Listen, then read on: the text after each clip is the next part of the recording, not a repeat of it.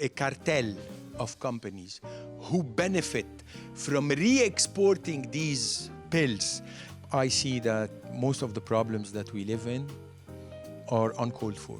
We definitely can solve the waste management crisis without regional meddling. If we implement these two ideas, things can move at a pretty fast pace.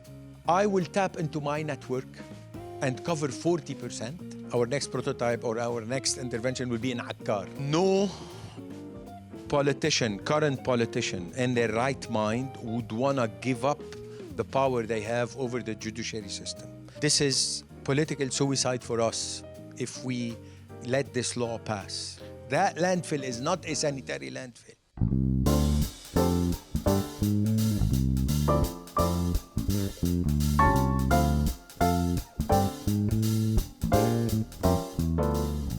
Always an honor to have you, Ziad Abi Chaker, on MTV podcast, on my own podcast. I enjoy our discussions in public and private. Just a few days ago, we were having lunch in Maram Khair together. We were catching up. It had been some time since we spoke about many things happening in this country. I'll introduce you, although I'd like to hear how you introduce yourself. You're an environmental and industrial engineer. You're mostly associated with waste management. Mm-hmm. I think a lot of us got to know you better during the elections. You ran in Beirut 1 district, the Tahaluf Watani list. Mm-hmm. But for me, you're really somebody who cuts to the chase and also likes to entertain eccentric ideas sometimes, which I think is a positive thing. And creative solutions, I'd match that to your biography. But for somebody that doesn't know you, how would you define yourself? And I'm going to insist you're not Zabel, even though that's what you refer to yourself as. Yeah. How would you, for someone who doesn't know you? Yeah. First of all, it's always a pleasure for me to sit down with you. You know that I hold you highly in our, especially in our conversations, that, you know, you're among the very few that I enjoy talking to. And it's always a smart conversation. It always leads to more thinking and more digging and more inspiration. So thanks for that. Thank you. And thanks for having me. For someone who doesn't know me, I'm a regular citizen who's really hungry to make a difference. I see that most of the problems that we live in are uncalled for. They're only due to bad management, bad faith, leadership, and outright corruption. And I think, you know, there are a lot of problems that we can solve without getting Saudi-Iranian entente. You know, we definitely can solve the waste management crisis without regional meddling. We can definitely solve the traffic issues of Beirut without having the consent of the US and the EU.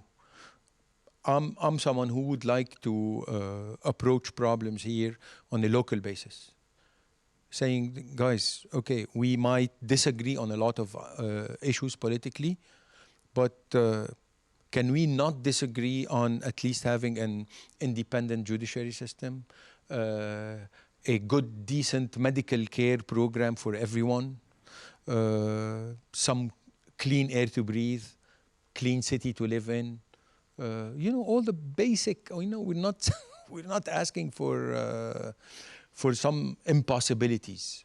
Okay. You know, when I speak to you, I often turn to you when I want to shy away from regional or international affairs, in particular geopolitical consequences to this country. And you've said it already. You want to ignore, if you can, that regional issue and focus in on local agency. So there's a lot of stuff I want to get into in that sphere. But since you did run for elections, and since you could have become a member of parliament, allow me to offer you a paradigm and see if it makes sense to you. Sure. I think of you as a friend. I think of Najat Aoun Saliba as a friend. Mm-hmm. And I think of Nasser Yassin as a friend. Mm-hmm. So in a way, these are three friends who come from perhaps a related background, not exactly the same one, Yeah. but they're in the same professional sphere. Nasser Yassin is the current Minister of Environment. Yeah. Najat Aoun Saliba is a member of parliament with environment in her bones. Yeah. And she's a biologist and she's an AUB She's a academic. chemist. Sorry, Najat is a chemist. sorry, she's a chemist. Shows you, I don't know enough about Najat Aoun Yeah. Saliba and I consider her a friend, but you're right, she's a Yeah. chemist. Her notoriety is academia, Mm-hmm. but she's environmentally astute. She's in parliament. Actually, she's sleeping in parliament. Yeah. You could have been there, but you've returned to civil society. So these three layers of power, if you will, cabinet position, member of parliament, and civil society. Do you think of these kinds of, let's say, pieces to the puzzle as complementary? That all of you are doing what you can? Or do you see your role perhaps right now as putting them under pressure and holding them to account? Because you ran for parliament, I want to see how you see their work right now Okay. and the luxury of not being in parliament. Yeah. Actually, both of them are good friends of mine. We've interacted on several issues and several files.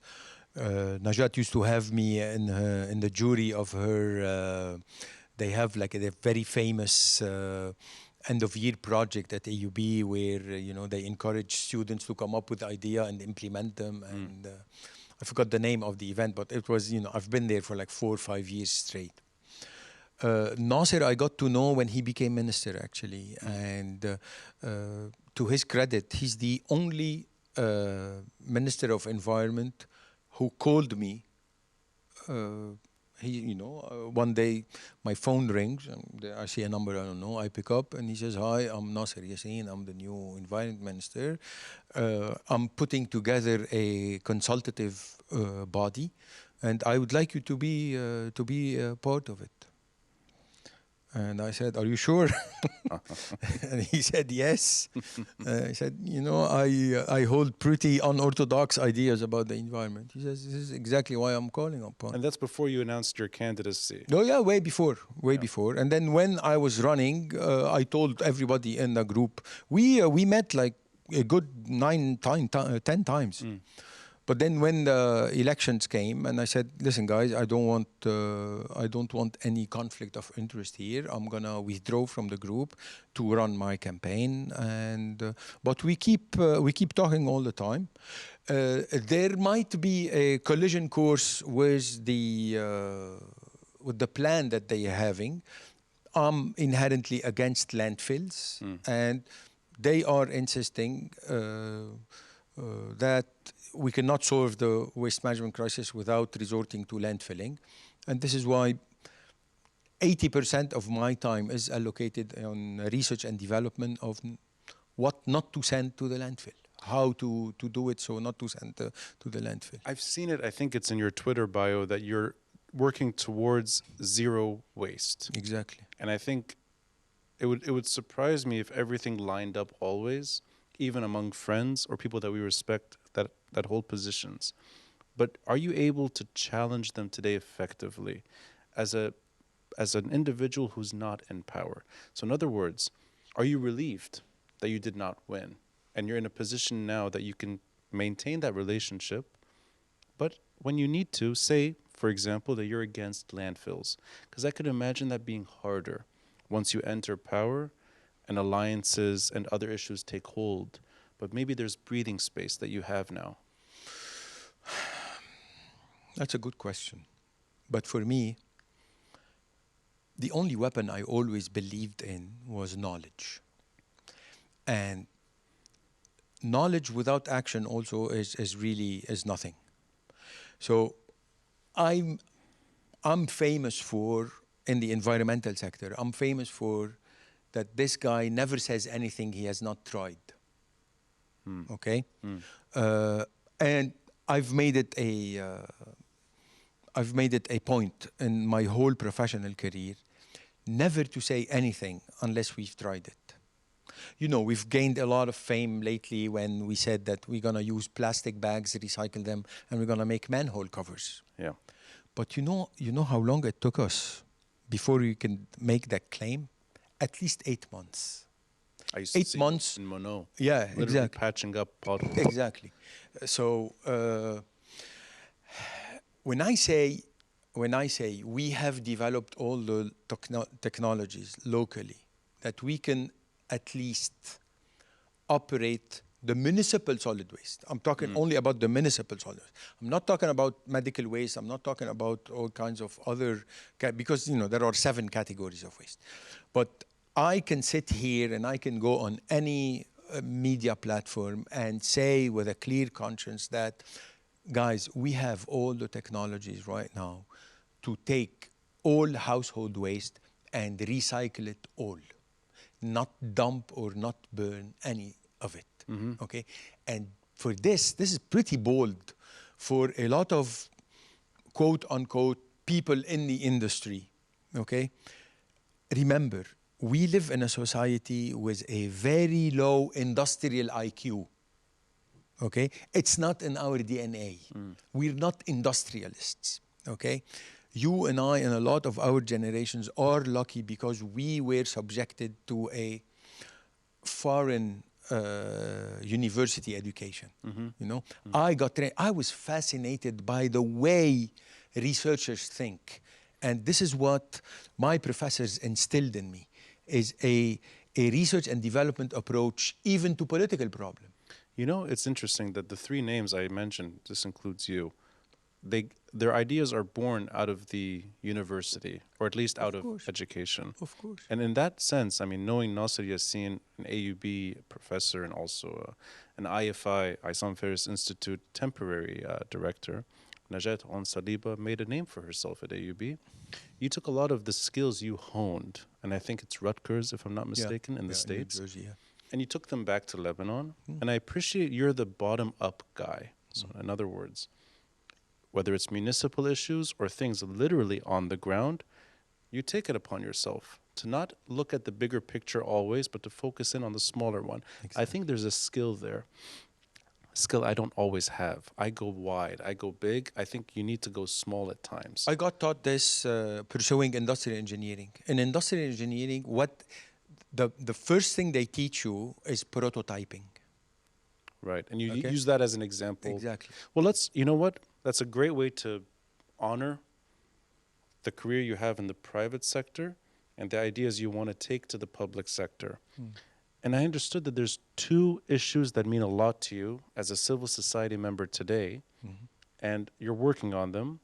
And the first I actually learned about recently with you is that you're developing a prototype in Hôtel Dieu. And this is medicine. And this is the language that I think we all spoke pre-elections that we're not talking about right now. Yeah. Insurance, financial assistance, not the paralysis we're living with right now. Could you elaborate on what you're trying to do at Hôtel Dieu? Sure. Not necessarily as a politician. No, I'm not approaching it at all. Yeah. At all. I'm approaching this as an industrial engineer. Industrial engineers as well, they look at processes. Most of them do not work in industry. You need industrial engineers to develop traffic control plans. You need industrial engineers. We worked on airport processes. What happens? Where do those passengers go? The flow. And everything is done very methodically and in a very scientific way, including medical care coverage. Of course. So this is interesting for me. Now now we're taping this, and my dad is in the hospital, and a very recurring problems that happens. And as an industrial engineer, I'm willing to work with insurances and the hospitals and see why this takes so long. You cannot do anything before you get the insurance approval. And the time lapse for you to call the insurance, and the insurance, they have to go and check and see and whatever, there's a huge loss of time happening. And now we have all the technology. We're all online. We're all connected. This should be resolved where it should be on the spot. A decision should be approved within a 5 minutes lapse from the time it is taken. But to come back to the medical care issue, when I was running, I decided that, we're gonna say it like it is. We're gonna tell people the hard truth. We're not gonna lie to people so we get votes, okay? And a lot of my friends, quote unquote, says, you're committing political suicide. By being honest. Exactly. This country, this culture, this society does not handle the truth. They don't like to be told. I said, one of my favorite speeches was you. I think it was announcing your candidacy, saying, when I said, don't vote for me. Don't vote for me. Yeah. If you want this and that, don't vote for me. If you want politicians to just bullshit you all the way, don't vote for me. It's not. I'm not gonna do it. You got over 3,000 votes at the end. Yeah, we were very close. Yeah. We were very close.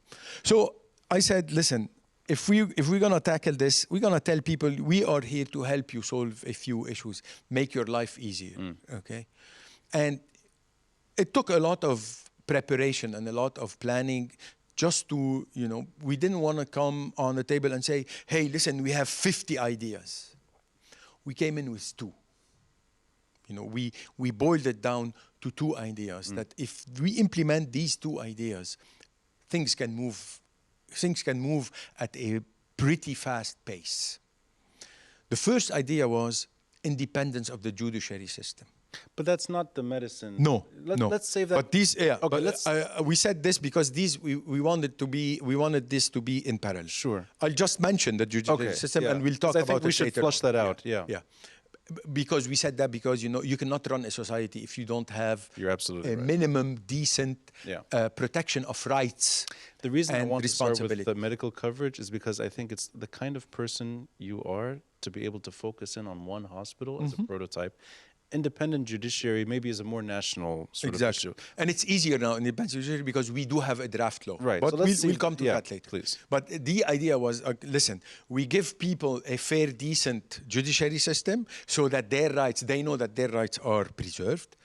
But most importantly, we need to give them affordable medical care so that they can be productive. You did your research. Could you point at the statistics you have to show why this prototype would work? Yeah. Let me extend the prototype real quick. Please. When the crisis happened and the currency devalued so much, okay, we have in Lebanon, we have something called the Caisse Nationale de la Sécurité Sociale, which is the social security system of Lebanon, okay?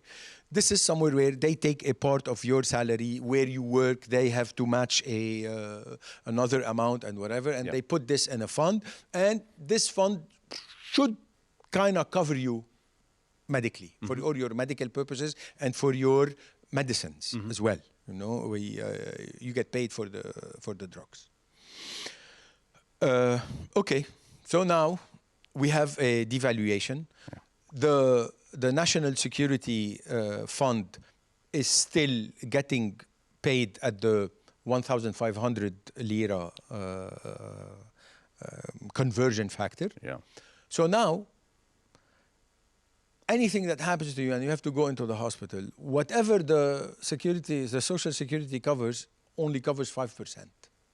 It has shrunk. Because of the inflation. It has shrunk from practically 70 or 80% to 5%. Yeah. So now you have all these state employees. They could be university professors, teachers of the secondary school system, the national secondary school system, maybe military people, retired military generals or personnel. You have the taxi drivers. Taxi drivers because of their, once they buy the red plate for being a taxi, you are automatically included in the social security. So you have this like a huge chunk of the population now that only has 5% coverage. Okay? So I went to the hospital. I went to Hotel Dieu because I know Hotel Dieu. It's part of my network. There are people there I trust. Yeah. They've been in my network for the last 20 years. And I said, listen, this cannot go on like this. I have an idea and I want you to meet me halfway. People cannot get a good medical aid with 5% coverage. Okay? They're gonna be left out. They said, listen, it's good you came to us because we are applying a program now where we are extending a 35% discount for people who cannot afford it. So 40% is still, it is okay, but it's not much, okay? So there's a 60% factor. There's a 60% gap. Yeah. And I said, très bien. This is what we're gonna do. You will extend 35%. The Social Security will extend 5%, so that's 40%. I will tap into my network and cover 40%. So now they have 80% coverage. Your network would be the private sector? My network would be my friends, the private sector, anyone who believes in what Ziad Abi Chaker does. Oh, so this could be literally people donating. I'm going to announce it, exactly. I'm going to announce it on... but the way I'm thinking about it is that, you know, I have on my contact app about 3,700 names, okay, of people I've interacted with sometimes in my life. I said, if I can tap into 1,000 of these 3,700 and tell them, listen, I'm doing this initiative. We're going to help people cover some of their medical coverage. I need you to donate $100. Would you do it? So this is really on an individual level. Exactly. I want to tap, you know, because I mean, you know how I operate. You know, I'm not an NGO. We're not an association. We do not. I abhor the idea of being enslaved by a donor. But let's say, okay, so you're referring to Hotel Dieu, which is where your prototype is. That's Ashrafi. Yeah. Is that meant to attract Ashrafi residents? Yeah, this is going to be a... everybody's telling me this is going to be controversial, and I say it doesn't matter. As long as we get the prototype to work, our next prototype or our next intervention will be in Akkar. So that people don't say you are catering to your electoral So if it works in Hotel Dieu, you could take it to any hospital. Exactly. I see. So then it could be by... But why we're saying that? Because we're saying that because it's hard times everywhere in the world. So raising money is not going to be that easy all the time. Okay, so if we're going to raise $100,000 and we're going to open it for all Lebanon, it's going to take 2 days for this $100,000 to be depleted. Right. Okay, so we said let's do it on a per hospital basis, on a per region basis. So now we start with Hotel Dieu because I know them, because these are the guys I trust. There's a lot of trust issue here that needs to be addressed. So let's say we do it in Hotel Dieu. We work out the quirks. There's going to be mistakes. There's going to be inefficiencies. Let's see. Let's try it once and see what happens. We will correct whatever needs to be corrected. And then we'll go to Akkar. We'll go to the Ba'a. We go to Jnoub. We go everywhere. So you're kind of setting the stage for national medical coverage. Exactly. May I ask, I know maybe it's too early to ask, have you seen progress with this prototype? We're about to launch. You're about to launch. We did an MOU. We did all the media and all the graphics for the initiative. It's going to be called the Healing Hope Initiative. And I started calling people here and there. I've already raised about $5,000 without even launching. And I think it will be a very good working prototype to start with, especially in the crisis we live in right now. Before we get to independent judiciary, imagine you winning the elections, and now you're a member of parliament. You may be sleeping in parliament with, alongside Najat and Milhem Khalaf. And let's say I would definitely support. I would definitely support in even more, you know, they need more media coverage. If I were with them, okay, me sleeping down there is not gonna, but I could help them with my connection with media. Let's say you're stuck the way they're stuck and focusing in on Ba'abda. For good reason, there's no president. Do you think you'd have the flexibility to explore this terrain? Because I sense your power is exactly here, that you're able to do this. Politics or parliament may not be the conduit for this type of initiative. You're absolutely right. In that sense, for me, selfishly, I'm kind of happy that I can speak to you here as a non-member of parliament, as a member of civil society. Even though this is not to discredit whatsoever, your journey in politics, but I think of you as a bit, you're the right kind of pressure on politics, and you're doing your due diligence. And I'm really honored you're doing this as somebody 8-9 months later still believing in this country. Oh, big time. So I'm trying to finesse that in a way that's... do you know how I think about it? If I were a member of parliament, I would want to be a member of parliament who work as a civil society entity. Right. I want to solve problems. I believe there are a lot of problems here. Listen, when we say, oh, we cannot do this because we don't have regional, this is a way for an incompetent and a lazy person to kind of relieve themselves from responsibility of doing something. One day, if we do a follow-up, I would like to explore how far civil society can go in a parliament impacted by regional affairs. I think that's an interesting topic. Very interesting. Because maybe there the red lines emerge. Yeah. But yeah. Let's go into... But listen, yes. it's a very wide area you're talking Yes, about. You're right. You have plenty of playing room. That's true. Plenty of playing room. And that's Nasser Yassin should still be able to do enough of his job. Of course. Najat... Nasser is doing an excellent job, by the way. Right. And Najat... because I know what kind of power tools he has in his hands. Mm-hmm. Practically nothing. He's like a one-man show now. Yeah. Okay. No, he's doing what he can with what he has right now. Someone which is not much. I got to know him pre-October 17. And to see this kind of person able to bridge everything, being a member of the state, reflecting October 17's aspirations, coming from academia and civil society, I think he's doing his best. Najat is doing her best, and you're doing your best too. Let's go into the second subject, the independent judiciary. Mm.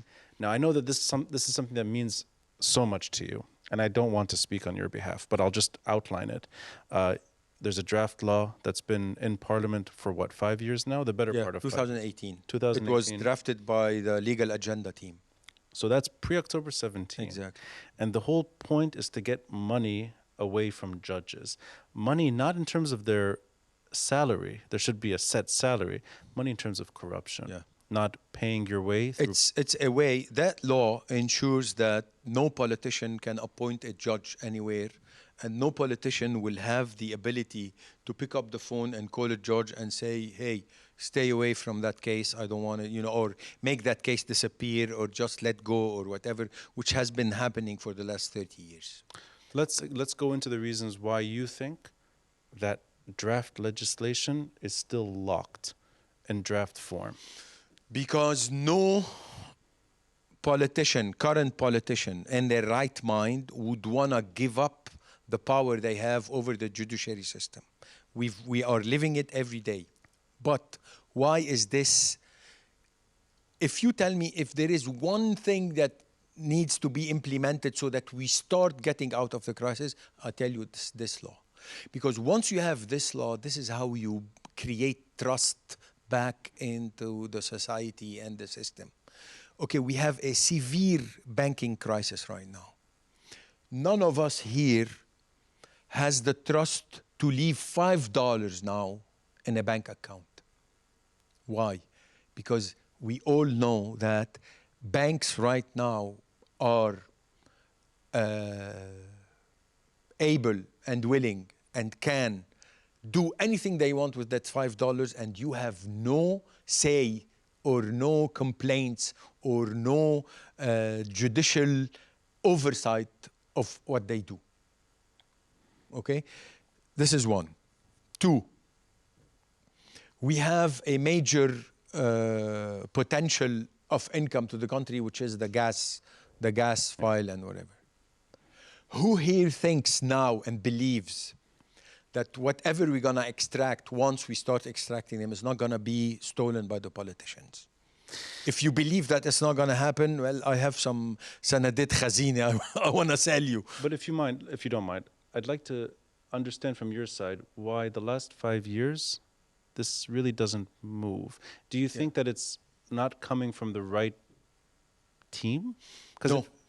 I think there is a consensus of all the political parties that this is political suicide for us if we let this law pass. Have any of the natural allies, of what's left of the 13, the 9 or so, or let's include all the 13 that came into parliament together, I don't hear them talking about this draft law. Is that a fair characterization, that it's a non-issue for them?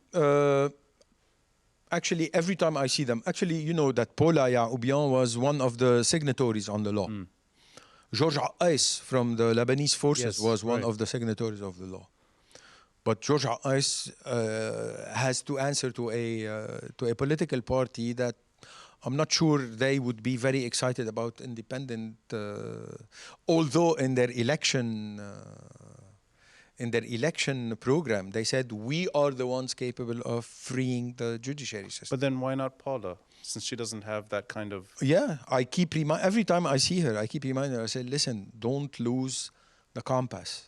The only way out is an independent judiciary. But let's... Melhem is on board as well. Okay, let's say in your experience, the 13, because we could expand that to include other MPs. And you mentioned Lebanese forces. But let's say at least of the 13 that you were affiliated with, do you think they're not voicing it enough because they can't? In other words, they're tied up with paralysis. And the paralysis is the stuff you deliberately put away. Meaning regional interference, however you want to characterize it, and trying to maybe put some ingredients into a recipe that will reach Ba'abta. That's what they're locked in right now. They can't do more. Yeah, maybe. I think most of them don't appreciate how impactful this law would be. Even among the 13. Oh yeah, I'm talking about the 13. The others, they know how dangerous this law is, how dangerous to their leaders. Listen, if we pass this law, the financial prosecutor, if he's independent, let's say I'm a seasoned politician from the, so we don't name names, okay? I would put my personal name on you. Let's say I'm the one, I was a politician during the Civil War and afterwards, and up until 1990. If we have now an independent judiciary system, the financial prosecutor could come and say, listen, Ziad Abi Chaker, I want to look into your finances.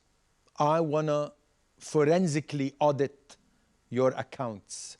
I want to know why you have this mansion in your hometown. I want to know why you have 12 luxury cars. Where do you have all this money from? This is how powerful this is. And that goes straight to this kind of draft law. Exactly. You know why? Because that financial prosecutor is independent. He has been voted by his peers to safeguard the public fund of the Lebanese people.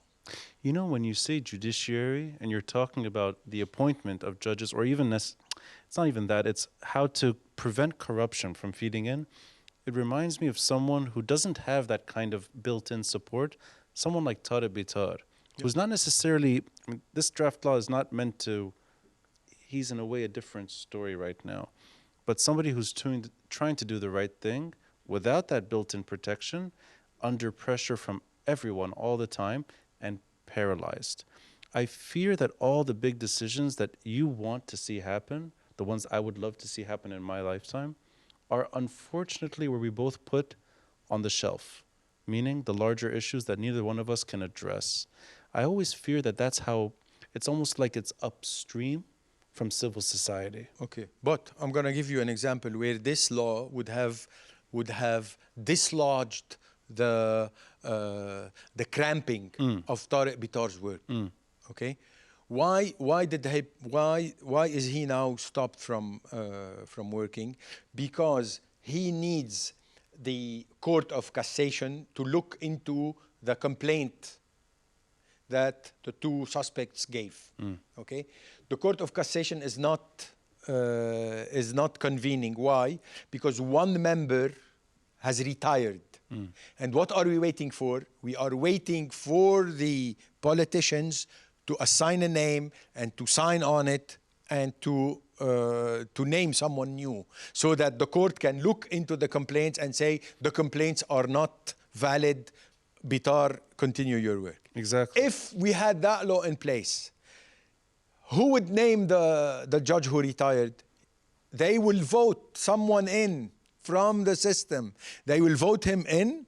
They will send the results to the higher judiciary council, and the higher judiciary council will send the name to the minister of justice and say, listen, we've named this guy. You have to appoint him. I mean, I won't challenge you because you know this draft law much better than I do, and it's not my place to even come at it from an amateur's lens. It sounds like, you know, it's La La Land. No, it's not that. It's not La La Land. It's actually how things should work. Exactly. Voila. And this is exactly what this is how we're going there. But the process, I think, is denied because of paralysis. Hence, friends of ours are curtailed too. Exactly. But I can't end this episode without talking about things that you're better known for. Whether or not they're more important or not at the moment, I don't know. I think they're always important. You mentioned earlier you're opposed to landfill policy. Mm-hmm. When I hear about waste management, recycling, reusable material, being careful with the environment, protecting the environment, not throwing your garbage into one bag and just tossing it in the sea, the kind of voice that comes up is yours. And now you're in your prime. You're a civil society member working your butt off. You're doing this with me, talking about your dreams and desires and hopes. And I think we're close enough in age where we know, without a doubt, the landfill crisis will get worse, trash burning will increase, the environment will continue to degrade, and we know that for sure. But I'm curious how you approach that dismal situation by trying to remain an optimist, because I hear in every conversation, whether it's with me or in other outlets, there's always that hope, but hope in a real way, not in a silly way. It's that you're planned hope. And I think, maybe I'm wrong, I've heard you refer to 20 years ahead as opposed to just maybe 2 months or 2 years. You shoot down in the future. Is that the way you see your mission? In other words, you're always planting seeds for maybe the next generation, knowing that things are so damn difficult right now. Yeah. Things are not that difficult. I mean, they appear to be difficult, but the system is crumbling. The system is the system lives its end days right now. If you read any power of history before, the only way they finished and they were done because they ran out of money, and our system has run out of money. They are incapable of generating economic activity, and this is why they're gonna go bankrupt, and we're gonna have to switch to a new system. You really think at this stage, knowing that I'm going to guess you're in your late 40s, early 50s? Yeah, I'm in my late I'm 40s. in my very early 50s. You're in your that's very late 40s. Yeah, we're a decade apart. I'd like to play devil's advocate while emphasizing on environment. Yeah, I see the system staying until we die.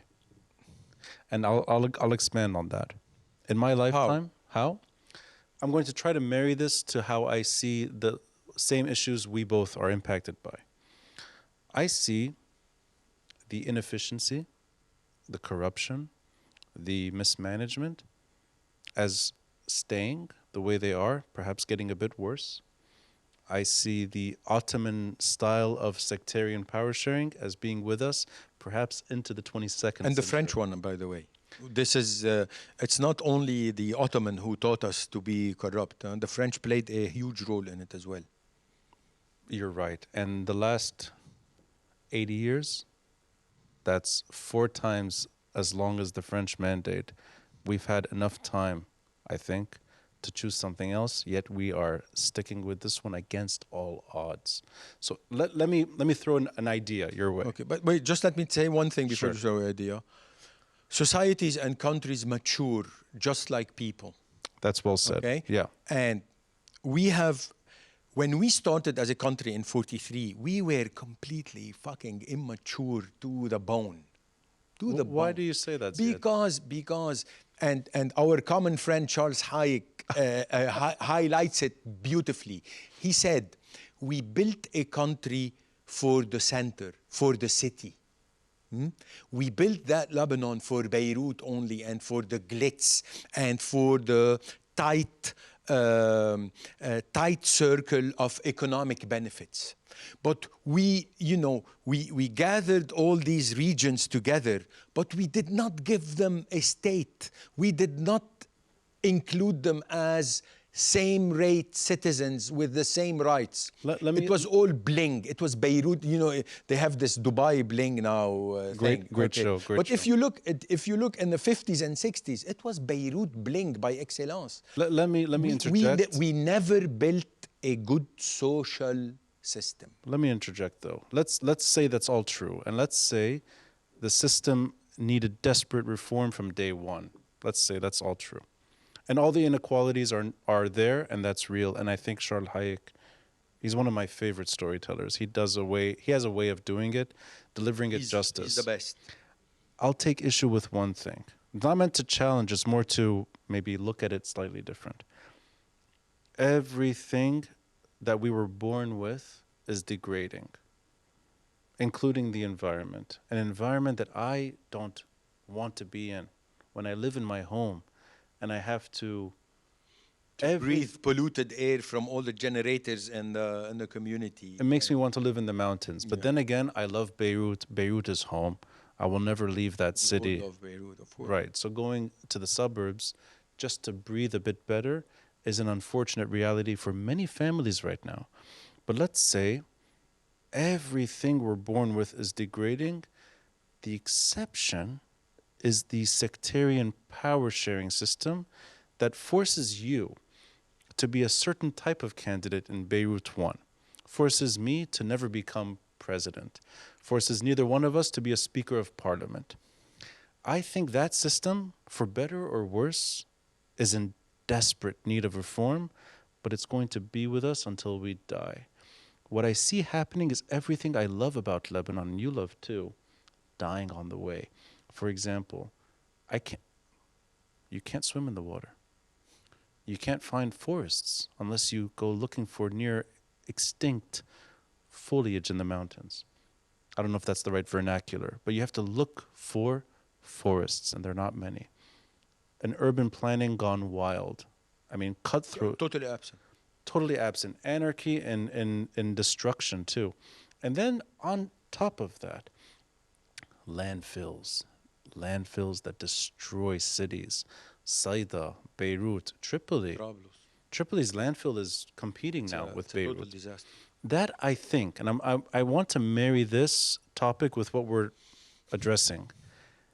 Are you able to see 20 years ahead that kind of issue is solvable without the bigger issues being solved? It will not take 20 years. We don't have 20 years of time. First, we already have a plan.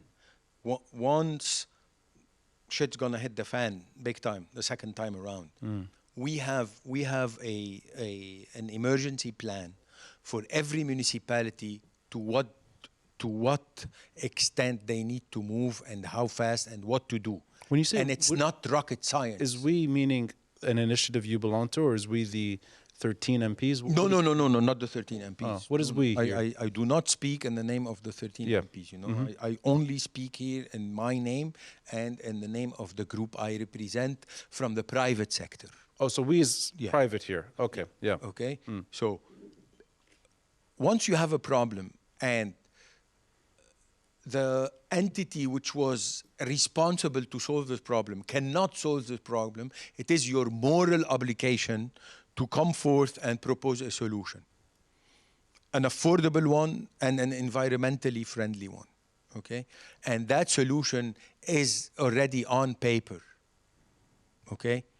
And it will build for the next 20 years. And one point which Nasser also embraces is the decentralization of waste management. That's true. Okay. Yeah. Now, why do we have a major landfill in Beirut? You know that we bring garbage from Faraya and we dump it in Jdeide? That's unheard of anywhere in the world. Anywhere in the world, They remove garbage from the capital city, except here. We bring in garbage to the capital city. Why? Because of a corrupt contract. They want to compound the tonnage as much as possible so they can get paid as much as possible for giving you zero service. That landfill is not a sanitary landfill. That landfill is a joke. And that landfill needs, I'm seriously thinking of writing a concept paper to get money from environmental donors so that as soon as they run out of space, we take over and say, listen, we're going to clear it out like they did in Normandy. That mountain of garbage cannot stay on our shore. So I hear from you something that's for our generation. The private sector is, for better or worse, part of our future and a part of the reconstruction, because Normandy was only solved by Solidaire. Yeah. And Solidaire, for better or worse, with all that discussion around a huge private project handling public space, we would still have a trash mountain there had there been no private initiative. I'm not all out for privatization. I'm all out for fair competition among all the players. And this is what we need to implement in our system. You should not give a monopoly to anyone, not even the state. We have a huge electric power problem because we have a monopoly on that, which is the state. And we all live now. Our economic problems and foes and crises come from the inability of generating good, decent, affordable power because we have a monopoly. You have a monopoly on the aviation now. We only have one airline, and it's compared to other airlines, it's a shame that this is what we have. No monopolies, and we have a fair, competitive playground. This is how societies evolve. This is why people do research, because they know. I'm going to give you an example. We hold a patent and a technology to recycle expired pharmaceutical pills, okay, without resorting to incineration or landfilling. Okay? We have it. It's been published, peer-reviewed, published in the US. It's called Environmental Technology Journal. It's a professional journal. We have it. It's done. We could not get a permit to do a proper job. Why? Because of a cartel of companies who benefit from re-exporting these pills at a cost of $5,000 to $8,000 a ton, which they have to pass back on to the consumers. Okay? But because they benefit from exporting them instead of solving them locally. If we had a non or good antitrust laws, okay, a young company like ours, because we use our brain to develop and access new technologies, we could be players. You know, Ziad, I've met so many people that share the dreams and aspirations we both do, that spent years trying and burned out over time. Yeah. And too many of them have let go of this ambition, and they've turned away from politics. And left. A lot of them left. Too many of our good friends have simply packed up. I have nowhere to go. This is one. I'm sure you do too. And you cannot leave.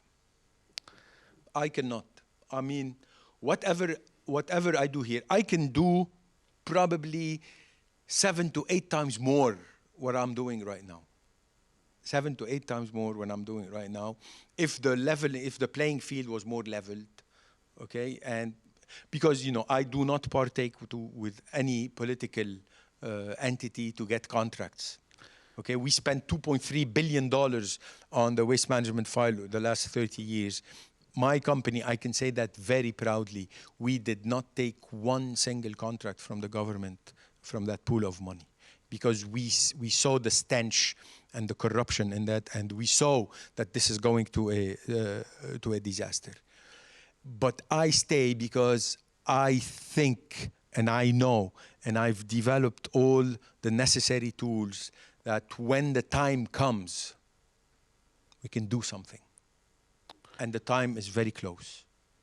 This is my ultimate belief. The time is very close. The system is crumbling. I'll wrap it up by saying, first, I want to thank the audio and visual team that's producing this podcast. They spend hours and hours listening to these long discussions. In English. In English for me, and I'm getting used to real lighting and real studio, so a shout out to them. They're doing great work. It's this kind of conversation that can only happen on a podcast.